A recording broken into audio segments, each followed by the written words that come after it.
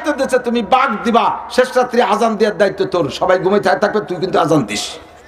মোরগে বাঘ দেয় না, আজান দেয়। কি দেয়? আপনারা শোন, কুক কুক কুক করে, ও কাজ সুবহুন কুদ্দুসুন। আল্লাহ মুরগিতে কোনোদিনও বাঘ দেয় না। মুরগিরা বাঘ দিতে দেবেন দায়িত্ব, ও কি পারবে? আমার বাড়ি এরকম একটা পাকিস্তানি মোরগ ছিল বড়। আমার বাড়ি, আমার ইউনিয়নের এরকম মাঠটা মাঝখানে বড় মাঠ, চতুর্দিক দিয়ে গ্রাম, আমার বাড়ি এক কোনায়। আমার বাড়ির থেকে এই মোরগটা শেষ রাত্রি আজান দিত। 3 কিলোমিটার দূরে বাইক কেন দিতে এসে করছি, এই পাশে কার বাড়ি বড় একটা মোরগে আজান দেয়, বিশাল বেগে। হঠাৎ করে সেই মোরগটারে সরে নিয়ে গেছে, আর বাড়ি মোরগ দেয়। একদিন রাত্রি ছুটি, যে মুরগির ঘরের থেকে বাঘ আসতেছে, কিন্তু সাউন্ড ভালো না, ক্রুত ক্রুত করে উঠতেছে। মানে একটা মুরগি দেখছে যে মোরগ তো নাই, বাঘ তো দিতে হবে, তাই মোরগের দায়িত্ব মুরগিতে ভালো নড়তে গেছে। মোরগের দায়িত্ব মুরগিতে পালন করতে গেলে কোনোদিন সুন্দর হবে? কথা বলেন, কোনোদিন হবে না। মোরগ মোরগের দায়িত্ব পালন করবে, মুরগি মুরগির দায়িত্ব পালন করবে। একটা একটা করে মনে রাখবেন, শেষ ফিনিশিং রেজাল্ট হবে। কষ্ট হচ্ছে? আল্লাহ কোনদিনও মুরগিতে মোরগের দায়িত্ব নিতে চাই নাই। মুরগির দায়িত্ব কি? 40টা ডিম পারবা, আর সিল্লে না দিয়ে থামবা না। ডিমি সিল্লে 40ই সিল্লি হয়, 20টা গাড়িতে খেয়ে ফেলবে, আর 20টা নিয়ে তুমি এতে কাপে বসবা। 20-22 দিন এতে কাপের পরে, এরপরে হিদায়তের বাচ্চা ফুটবে। এই দায়িত্ব তোমার। মুরগিতে কোনোদিন কইল না এখন থেকে আমরা পুরুষের মতো মোরগের মতো প্রজনন ডিউটি পালন করব, আর মোরগরা ডিম পালবা আর মুরগি তাও দিবা। একই কইছে কোনোদিন? কেউ উল্টো আন্দোলন করে নাই, সবাই যার যার জায়গায় সঠিক ডিউটি পালন করেছে। এইটা হলো লাআল্লাকুম তাযাক্কারুন। আল্লাহ উল্টো পাল্টা করবি তো আমি আল্লাহ খেলা দেখাই দেবো, খেলা হবে। তোকে খেলা হইয়া হারায় যাস, আমার খেলা হয়ে টিকে থাকবো ইনশাআল্লাহ। ঠিক কিনা? এই জোড়ার থেকে তুমি নসিহত গ্রহণ করতে পারো। কি নসিহত গ্রহণ করবো? কও আল্লাহ। তা আল্লাহ পাক বলেন, দেখো আমি যত জায়গায় জোড়া বানাইছি, সব জায়গায় জোড়ার 2 দিকের 2 রকম ডিউটি। খেয়াল করেন নাই? সূর্য আছে, তার জোড়ায় চাঁদ আছে। সূর্য আলো দেয় রাত্রে না দিনে? না রে, খেয়াল হচ্ছে না, বাধ্য বস করা। সূর্য আলো দেয় দিনে না রাত্রে? চাঁদে আলো দেয় দিনে না রাত্রে? চাঁদ তার জায়গা মতো জীবন ভরে ডিউটি করে, সূর্য তার জায়গা মতো জীবন ভরে ডিউটি করে। চাঁদে কোনোদিন কইল না আমার এমন সুন্দর একটা চেহারা, 90 ভাগ মানুষ যখন ঘুমায় থাকে তখন আমি আকাশে থাকি, আমারে কেউ দেখে না। আল্লাহ এতদিন আমি রাত্রে উঠছি, আমি কালকে দিনই উঠবো বলছে। সূর্য কোনোদিন কয় না আল্লাহ আর কতকাল দিন ভরে ঘুরে বেড়াবো, এখন আমি রাত্রি আসবো, মানুষ ঘুমায় থাকে ওই ফাঁকে সেটি ছাড়বো, কোনোদিন কয় না। যাকে যেখানে ডিউটি দিচ্ছি সে সেখানে ডিউটি পালন করে। মনে রাখবে এক একটা করে কথা। ষাঁড়ের ডিউটি কি? প্রজনন পদ্ধতিতে সে আমল করা। গাভীকে গর্ভধারণ করানোর জন্য যে ডিউটি, এইটা ষাঁড়কে দেওয়া আছে। ষাঁড়ে জীবন ভরে সেই ডিউটি পালন করে। গাভীরে দায়িত্ব দিয়েছে তুমি বছরে একটা বাচ্চা দিবা, daily 3 KG 5 KG 10 KG 20 KG দুধ দিবা। সারা জীবন করে গাভীরা তার নির্দিষ্ট ডিউটি পালন করতেছে। মোরগরে দায়িত্ব দিয়েছে তুমি প্রজনন ডিউটি পালন করবা, সে তাই করে যাচ্ছে। জিকির করে বক্তারা স্টেজে বসে জিকির ভাগ করে ফেলে। বক্তা কয় লা ইলাহা, শ্রোতারা কয় ইল্লাল্লাহ। ভালো করে মনে রাখবেন, বক্তা ভাই যারা মাঠে বয়ান করেন স্মরণ রাখবেন, হাদিসে আছে আল্লাহর নবী বলেন, যেই ব্যক্তির জীবনের শেষ কলেমা হবে লা ইলাহা ইল্লাল্লাহ, ওই লোকটা জান্নাতে যাবে। কিন্তু আপনি বলছেন লা ইলাহা, বারবার কোন জোরে কয় লা ইলাহা, আবার কয় জোরে কয় লা ইলাহা ইল্লাল্লাহ, মোটে কয় না। ও দোস্তরে, আপনি যদি ইল্লাল্লাহ বলার আগে মারা যান, আপনি আল্লাহকে অস্বীকার করে কাফের হয়ে মরলেন। লা ইলাহার মানে হলো কোনো ইলাহ নাই, তার মানে আল্লাহ নাই। যখন বলবেন ইল্লাল্লাহ, সমস্ত দেবদেবী বাদ যাবে, থাকবে শুধু আল্লাহ। কাজেই কলেমার জিকির করার সময় লা ইলাহা বলার পরে সবাই ইল্লাল্লাহ বলার জন্য ব্যস্ত হয়ে যাবেন। ইল্লাল্লাহটা তাড়াতাড়ি বলে ফেলবেন। লা ইলাহা বলার পরে যদি ইল্লাল্লাহ বলার আগে মারা যান, আপনি কাফের হয়ে বিনা হিসাবে জাহান্নামী। এই জন্য বলছি, শুনবো, বুঝবো, মানবো, আমল করব। কথা বুঝতে হবে। কখনো জিকির বাংটা করাবেন না। বক্তা শ্রোতা ভাগ করে ফেলে, বক্তা কয় লা ইলাহা, শ্রোতারা কয় ইল্লাল্লাহ, তার মানে বক্তা কয় আল্লাহ নাই, শ্রোতারা কয় কোন কি আল্লাহ তো আছে। এই ঝামেলা আর কোনোদিন করবেন না, ঠিক আছে না ইনশাআল্লাহ। আরো যারা বয়ান করছেন, আমার সুরও নাই, তালও নাই, গজলও জানি না, গানও জানি না, কিচ্ছু জানি না। বুখারী শরীফ পড়াই, মুসলিম তিরমিজি পড়াই, জালালাইন পড়াই, হাদিস পড়াই, কোরআন পড়াই, ওর মধ্যে যা পাই আপনাদের দেওয়ার মতো তারই একটা দুটো খুঁটিয়ে বেঁচে রাখি। সবগুলো আবার আপনাকে দিলে আপনাদের চলবে না। আমরা মাদ্রাসার কিতাবে যা পড়াই ও আসবার সব আপনাকে কাছে পেশ করা যায় না। কাজেই যেটা দরকার সেইটা আপনাদের জন্য আনি। আল্লাহ পাক রব্বুল আলামিন, নবী পাক বলেন ওয়াইলুল লিমান করাআহা ওয়া লাম ইয়াতাব। এই খেয়াল, খুব খেয়াল করতেছেন, খেয়াল। আল্লাহ নবী সাল্লাল্লাহু আলাইহি ওয়াসাল্লাম বলেন তাফাক্কারু ফি খালকিল্লাহ, আল্লাহর সৃষ্টি নিয়ে গবেষণা করো। কাকে নিয়ে? ওয়ালা তাতাফাক্কারু বিল্লাহ, আল্লাহরে নিয়ে তোমার চিন্তা করার দরকার নাই। আমাকে তো, আমরা তো আলাম মার পেটে, আব্বা মা দুইজনের মাধ্যমে আসলাম, উন্ডা আসলো দাদা দাদি নানা নানির মাধ্যমে, এইভাবে তো হলো, তারপরে ইত্যাদি। তো সে সব শেষে আল্লাহরে বানালো কিনা, তোমার এই চিন্তা করার দরকার নেই। গণেশের 10 কান হাত, আল্লাহর কয় কান হাত? আল্লাহর কত বড় মাথা? আল্লাহর বসে কোন জায়গা? আল্লাহর সই কোন জায়গা? আল্লাহর বালিশটা বানায় কোন দোকানের? তোমার এই চিন্তা করা লাগবে না। তুমি চিন্তা করো, আল্লাহর সৃষ্টির মধ্যে গবেষণা করো, আল্লাহকে খুঁজে পেয়ে যাবা। তাফাক্কারু ফি খালকিল্লাহ ওয়ালা তাতাফাক্কারু ফিল্লাহ, সৃষ্টির মধ্যে গবেষণা করলে আল্লাহকে পাওয়া যাবে।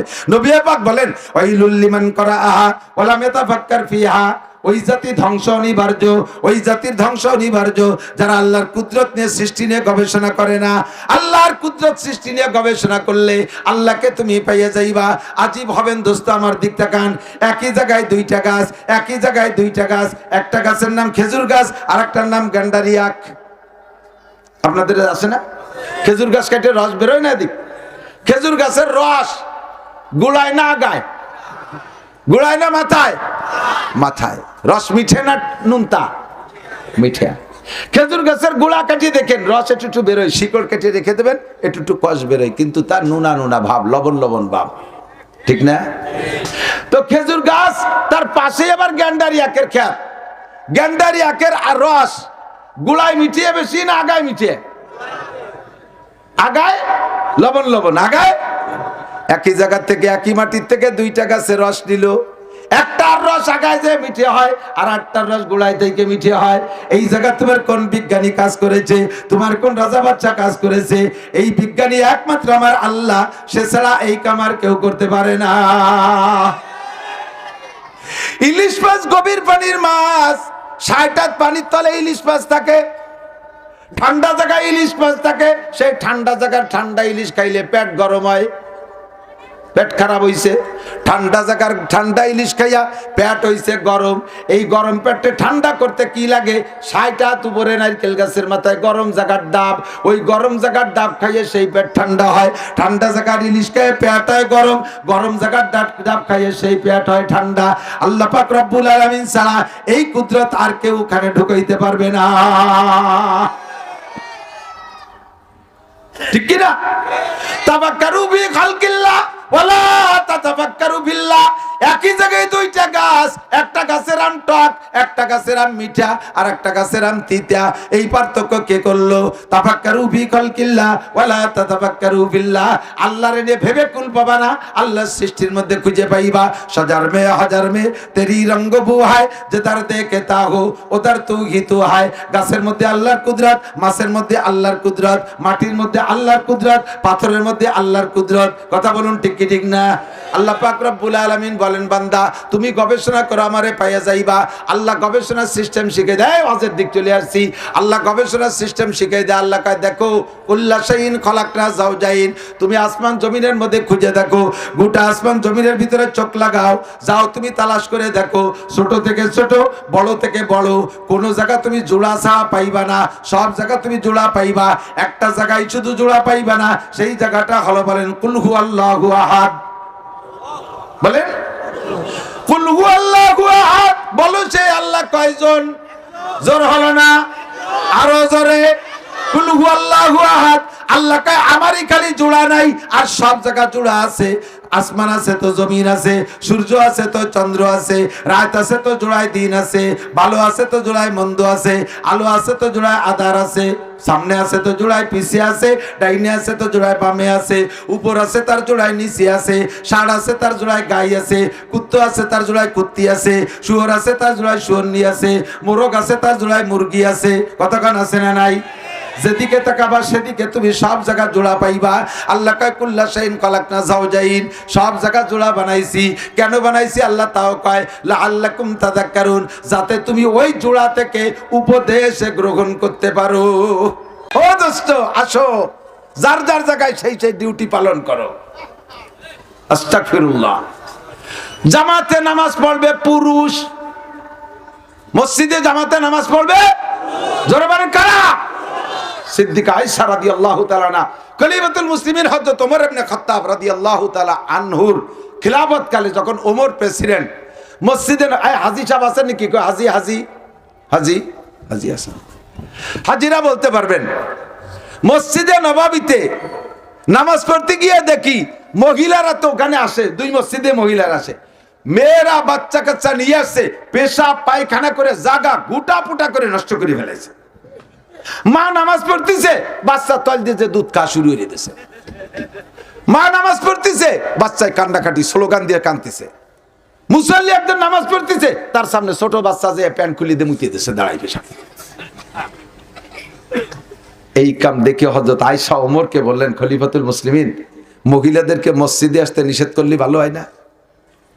হযরত ওমর তো কাজ, আমি তো তাই চাচ্ছি, কিন্তু আমি যদি এই সংবিধান জারি করি তাহলে তুমি আয়েশা আমার কাছে বড় আলেম, তুমি আবার প্রতিবাদ করলে টিকতে পারবো না। নে আল্লাহ বাঁচাইছে, আল্লাহ তোমারও বাঁচাই রাখুক, আমি আজিয়া বন্ধ করে দিচ্ছি। সঙ্গে সঙ্গে যাইয়া সাহাবায়ে কেরামদেরকে ডাইকে আইনা মসজিদে নববীতে এলান করে দিলেন, আজকে থেকে কোন দিনও দুইটা মসজিদ ছাড়া পৃথিবীর কোন মসজিদে নারীরা যে নামাজ পড়বে না, নারীরা জামাতে নামাজ পড়বে না। মসজিদে হারাম শরীফ, মক্কার মসজিদ আর মসজিদে নববী, দুইটা মসজিদে অনুমতি এজন্য রাখলাম, দূর দূর থেকে দেশ বিদেশ থেকে হাজি মহিলারা আসবে, তারা নামাজ পড়তে জন্য আসবে, সেই জন্য তাদের জন্য একমাত্র দুইটা মসজিদের দরজা খোলা থাকবে, নারী আর পুরুষ নামাজ পড়বে। বিশ্বের আর কোন মসজিদে মহিলারা নামাজ পড়তে পারবে না। মহিলারা মসজিদে যে নামাজ পড়লে তাদের যে পরিমাণ নেকি হয়, তারা ঘরে বসে নামাজ পড়লে তার চাইতে 5 গুণ বেশি নেকি দেওয়া হবে। ওমর বলে নাই, একথা হুজুর বলছেন। কুবার মসজিদে কুবা, হাজী সাহেবরা দেখছেন মসজিদে কুবা কাবা থেকে 3 মাইল পূর্ব দিক, আমার খেয়ালে পূর্ব দিক পড়ছে, দক্ষিণ দিক না কোন দিক যেন, ওই 3 কিলোমিটার দূরে মসজিদে কুবা। নবী পাক মসজিদে কুবা নির্মাণ করে ওখানে একজন ইমাম নিযুক্ত করে দিয়ে মদিনায় চলে গেছেন। মদিনায় যে মসজিদে নববী করেছেন, হুজুর মসজিদে নববীতে নামাজের ফজিলত বললেন, যেই ব্যক্তি আমার পিছনে মসজিদে নববীতে নামাজ পড়ে, আল্লাহ তাআলা তাকে অন্য মসজিদের চাইতে 1000 গুণ বেশি নেকি দান করে। অন্য হাদিসে আছে 50,000 গুণ বেশি নেকি দান করে। এভাবে হুজুর বললেন। তো কুবা এলাকার এক মহিলা হুজুরের কাছে যে বলতেছে, হুজুর আমার বাড়ি তো কুবায়, আমি 5 ওয়াক্ত আপনার পিছনে মসজিদে নববীতে এসে নামাজ পড়ি। হুজুর বলেন কেন? কয় হুজুর আপনার কিরাত শুনে দিলটা ঠান্ডা হয়ে যায়, আর আপনি বলেছেন অন্য সব মসজিদে নামাজ পড়াছে, মসজিদে কুবায় নামাজ পড়লে 1000 গুণ বেশি নেকি, 50,000 গুণ বেশি নেকি। হুজুর এই নেকির আশায় আমি এই 5 ওয়াক্ত সেই কুবাইতে এটি এসে, বুঝতেছেন কথা? হুজুর মহিলাকে সাবাস দিলেন, ধন্যবাদ, জাযাকাল্লাহু আহসানাল জাযা, আল্লাহ তাআলা তোমাকে উত্তম জাযা দান করুক। এভাবে হুজুর তাকে অনেক প্রশংসা করলেন। এ কথায় কি বোঝা যায়? খেয়াল করতেছে না, এ কথায় বোঝা যায় যে মহিলাকে হুজুর উৎসাহিত করলেন, ঠিক আছে তুমি রেগুলার 5 ওয়াক্ত কুবায় এসো, কুবা থেকে মদিনায় এসো, এসে আমার পিছনে নামাজ পড়ো, এ বোঝা যায়। হুজুর তাকে প্রশংসা করলেন, তাকে দোয়া করলেন। এরপরে হুজুর মহিলাকে নিয়ে বসে বলতেছে, তুমি কুবা থেকে মসজিদে নববীতে কেন আসো? কয় হুজুর নেকির আশায়, বেশি নেকি। হুজুর বললেন, এই মসজিদে কুবায় আমার পিছনে নামাজ পড়লে যে পরিমাণ নেকি হয়, এর চেয়ে যদি অন্য কোনো জায়গা পড়লে বেশি নেকি হয়, তুমি কি সে জায়গা পড়বা? জি হুজুর তাই তো পড়বা, আমি তো বেশি নেকি খুঁজি। এবার হুজুর বললেন, আমার পিছনে মসজিদে নববীতে এসে পড়লে যে পরিমাণ নেকি হয়, তার চাইতে তোমার কুবা মসজিদে পড়লে বেশি নেকি হয়। একটু বলবেন না সুবহানাল্লাহ? এর দ্বারা কি বলছেন বলেন তো? মহিলাকে এবার কুবায় থেকে মদিনায় আসা বন্ধ করে দিয়েছে, কুবায় মসজিদে ঢুকাইছে। তো কুবা মসজিদে আছে, এখনো কুবা মসজিদে আছে, মসজিদেই আছে, এখনো মসজিদে বের করে নেই। এরপরে হুজুর বললেন, তুমি কুবা মসজিদে নামাজ পড়বা, এই জায়গার চেয়ে বেশি নাকি রাসায় না? বলে জি। ওর চেয়েও বেশি নাকি হয় আর এক জায়গা পড়লে, তুমি সেই জায়গা পড়বা? জি হুজুর, তাড়াতাড়ি কর। যে কুবা মসজিদে না পড়িয়া তোমার বাড়ির ভিতরে যে কোনো ঘরে পড়লে মসজিদ সে বেশি নাকি হয়। এবার মহিলা কি মসজিদে আছে না বাড়ি নিয়ে গেছে? এবার বললেন 3 গুণ হয়েছে। কয় গুণ? তোমার বাড়ির যে কোনো ঘরে পড়ার চাইতে তোমার নিজের বসত ঘর যেটা, ওইটার মধ্যে পড়লে আরো বেশি নাকি। তোমার নিজের বসত ঘরের যে কোনো জায়গায়, বারান্দায়, মেজোতে, যে কোনো জায়গায় দাঁড়ায় পড়ার চাইতে তুমি খাস একটা গোপন কামরা বানাইবা, যে জায়গায় নামাজ পড়লে কেউ দেখে না, এমন একটা গোপন কক্ষে পড়লে আরো বেশি নাকি। এবার মিলান, মসজিদে নববীর চাইতে কুবায় বেশি, কুবার চাইতে বাড়ির ঘরে, বাড়ির ঘরের চেয়ে নিজের বসত ঘরে, বসত ঘরের যে কোনো জায়গার চাইতে নিজের খাস কামরায়। তাহলে মহিলা যদি নিজের খাস কামরায় গোপনে নামাজ পড়লে মুহাম্মদুর রাসূলুল্লাহ সাল্লাল্লাহু আলাইহি সাল্লামের মতো ইমামের পিছনে মসজিদে নববীতে নামাজ পড়লে যেই সওয়াব, তার চেয়ে যদি 5 গুণ বেশি সওয়াব হয়, আমার বাংলাদেশের যে কোনো মসজিদে মহিলা নামাজ পড়ার চাইতে নিজের খাস গোপন রুমের ভিতরে নামাজ পড়লে 5 গুণ নয় 500 গুণ বেশি নাকি হবে। কথা বলেন ঠিক না? ফিতনার জামানায় দিনে কয় ওয়াক্ত নাই গেল, এই মসজিদ আছে বাগানের ভিতরে, 200 গজ বাড়ি থেকে 200 গজ দূরে বাগানের মধ্যে মসজিদ।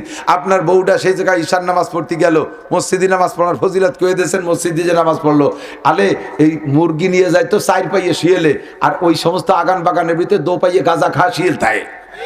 কথা বলেন না কেন? এই মুরগিটারও গাঁজা খা শিয়েলে ধরে নিয়ে যেতে পারে কি পারে না?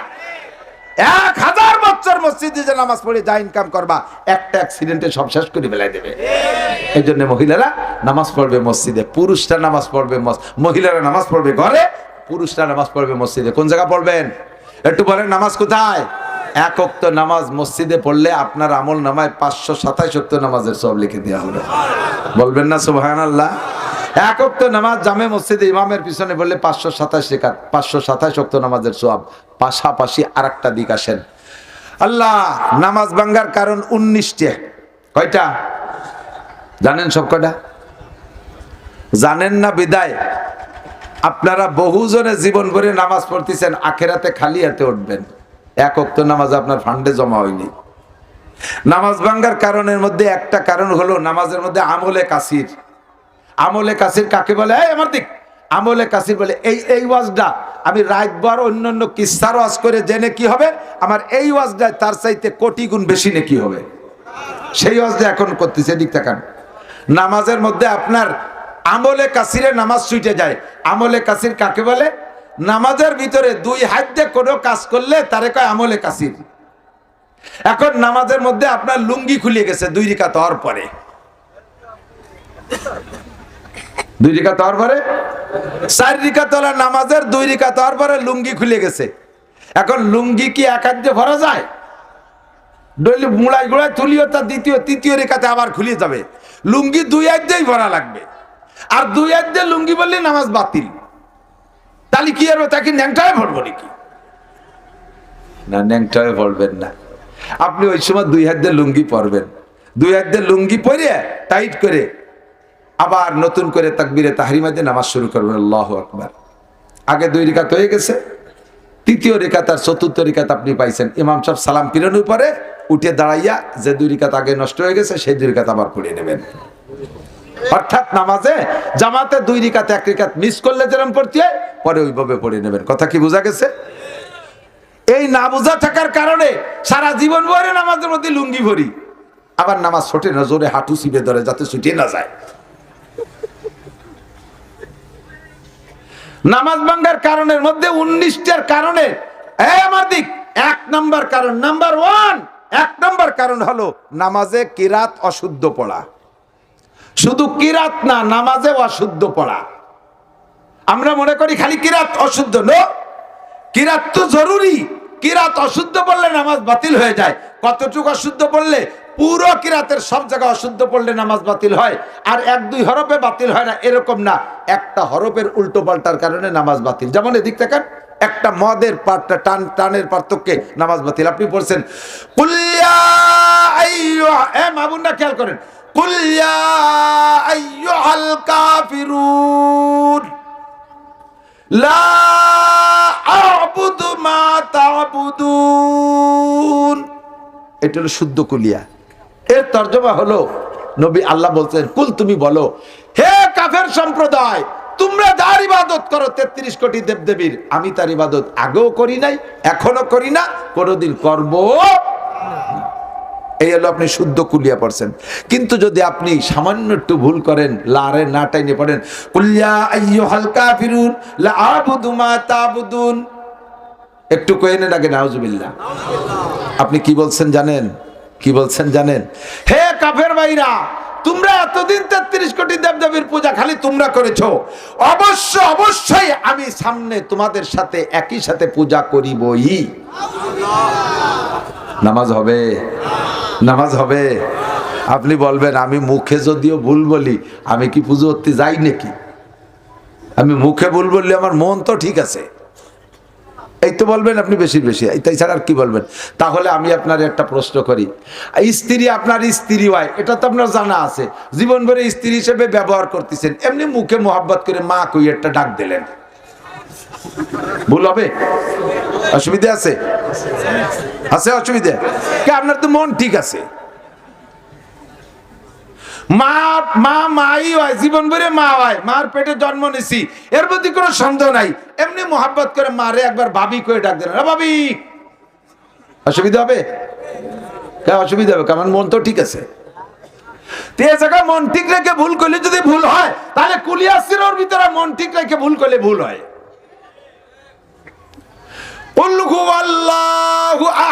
বলো সেই আল্লাহ এক, কফরে যদি কুল, কফরে যদি কফের স্থান থেকে উচ্চারণে, আর যদি বলেন কুল হু আল্লাহু আহাদ, তখন তর্জমা হয় খাও সেই আল্লাহকে যে আল্লাহ একা।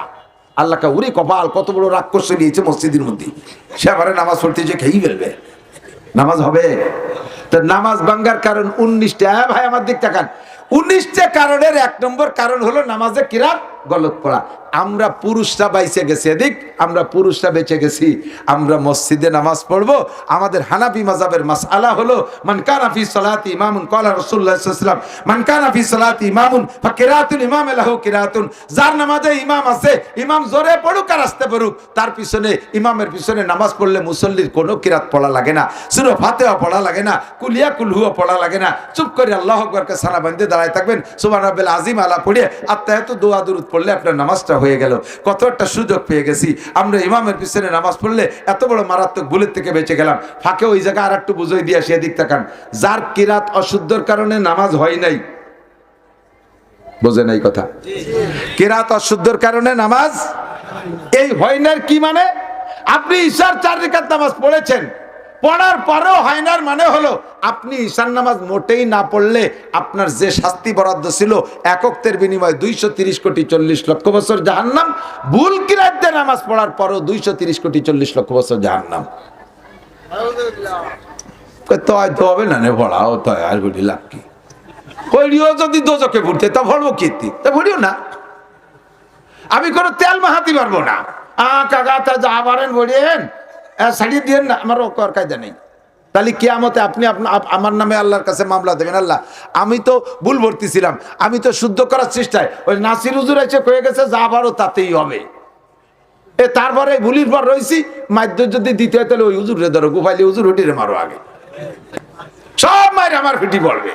কাজে আমি এ জায়গা ছাড় দিতে পারবো না, আমি একটা সুযোগ দিতে পারবো, সেটা এদিক আমার দিক থেকে এক্ষুনি পাক্কা প্রতিজ্ঞা করতে হবে, এক্ষুনি পাক্কা প্রতিজ্ঞা করতে হবে। আগামীকাল সকালবেলা একটা কায়দা সিপারা কিনে নিকটস্থ ইমাম সাহেব যারা আছে, ইমাম সাহেবের কাছে আমি ভর্তি হব, মাসে 500 টাকা, সর্বোচ্চ 2 মাস মেহনত করলে যদি কোরআন শরীফ পড়া শিখতে না পারেন, আমি আপনার কাছে এই 2 মাসের টাকা ফেরত দিয়ে দেবো, জরিমানা আমি দিয়ে দেবো। আমি চ্যালেঞ্জ করে বললাম, যত বড় ব্রেন খারাপ মানুষ হোক না কেন, 2 মাসের বেশি লাগবে না কোরআন শরীফ শুদ্ধ করে পড়া শিখতে। 500 1000 টাকা খরচ করবেন, এই প্রতিজ্ঞা এখন করেন যে কাল সকালে এই কায়দা কিনবো, এই নিয়ত করে বাড়ি যাবেন, আর রাতের বেলা ফজরের আগে আপনি যদি মারা যান, তাহলে বিগত জীবনের সমস্ত ভুল নামাজকে আল্লাহ তাআলা শুদ্ধ করে আমলনামায় লিখে দেবেন। এই একটা অপশন আমার কাছে খোলা আছে, আর কোনো অপশন খোলা নাই। বাকি আপনি যদি জামাতে ইমাম সাহেবের পিছনে পড়েন, সুন্নত আর নফলের কপালে যাওয়াই হোক, কমপক্ষে ফরজের দায়িত্বটা তো ইমামের কাঁধে চাপাই দিয়ে সেরিয়ে আসতে পারলাম। আপনাদের এই এলাকায় কোনো সময় মাঝে মাঝে মসজিদে যাই নামাজ পড়তে, আসি তো এলাকায় যাই, দূরে দূরে যাতায়াতের পথে এলাকায় দিয়ে যাই, যাওয়ার সময় মাগরিব ইশা যদি পেছে যায়, মসজিদে ঢুকে জুমার নামাজ যদি পেছে যায়, পরানটা দুরু দুরু করতে তালে থাকে। ডাটের ইমাম, দেড়া তুসো টুপি, আবা এরকম সোনালি আবা গায়ে দিয়া, ওরে ভাব আর ভঙ্গি, উপরে রুমাল, তার উপরে টায়ার, কি যে ডক, কিরাত যা পড়ে মহিলাকে চাইতে বেকায়দা, কি সুনা। শয়তান কয় তুই ভর্তি থাক, আমি আর এক মসজিদে যাচ্ছি। পুরো এলাকার নামাজ ধ্বংস করে দিয়েছে ইমাম সাহেব। জীবনে কোরআন শরীফ শুদ্ধ করে পড়া শেখো নাই। হাজার হাজার মানুষের নামাজের বোঝা কাঁধে নিচ্ছ, মাত্র 5-7-10 হাজার টাকা বেতন খাইয়া। এই বেতন যে বাঁচতে খাইছো, উল্টো বাঁচতে টানিয়ে বের করবে ফেরেশতারা। তাড়াতাড়ি ইমামতি ছাড়িয়ে দিয়ে নুরানি মক্তবে ভর্তি হও। যত বড় হুজুর হও না কেন, যত বড় হুজুর হও না কেন। আমাদের ওই এলাকায় একটা মাদ্রাসা আছে, শৈলদিয়া আলিয়া মাদ্রাসা, ফাজিল মাদ্রাসা। এই ফাজিল মাদ্রাসার প্রিন্সিপাল সাহেবের কিরাত অশুদ্ধ, জীবনভরে আলিয়া মাদ্রাসায় পড়ে কামেল পাস করছে। এই লোকটা কিরাত অশুদ্ধ। পাশে কলাতলা নুরানি কলাতলা কিরাতখানায় যে বুড়ো কালে, একদিকে আলিয়া মাদ্রাসার প্রিন্সিপাল, আবার আর একদিক দিয়ে কওমি মাদ্রাসার কিরাতখানায় যে ভর্তি হয়েছে, বুড়ো কালে কোরআন শরীফ শুদ্ধ করে পড়া শিখছে। কাজটা করছি কি, সর্বনাশ করেছি। তার এই তওবার খাতের বিগত জীবনের সব গুনাহ আল্লাহ মাফ করে দিবেন। আপনাকে এমন একটা প্রতিজ্ঞা নিতে হবে, এমন একটা প্রস্তুতি নিতে হবে। আমি যা বলতে জন্য এত দূর পর্যন্ত কথা বলছি, সেটা হলো আমরা পুরুষরা ইমামের পিছনে পড়লে আমরা দায়িত্ব খালাস। বাকি মহিলাদেরকে ঠেকাইছে, ওরা মসজিদে যাবে না, মহিলারা মসজিদে যাবে না, মহিলারা মসজিদে যাবে না। তাহলে ওনাদের কিরাত অশুদ্ধ, ওনাকে কি উপায়? এই উপায়ের জন্য আল্লাহ তাআলা বাংলাদেশের উলামায়ে কিরামকে সর্বপ্রথম মহিলা মাদ্রাসা করার বুদ্ধি দিয়েছে। মহিলা মাদ্রাসায় পড়ে আজকে 16 জন মেয়ে হাফেজা হয়েছে। শুনে দেখেন গে তাদের পড়া। আমার মেয়ে মাত্র 1.5 বছর বয়স, 1.5 বছরে হাফেজ।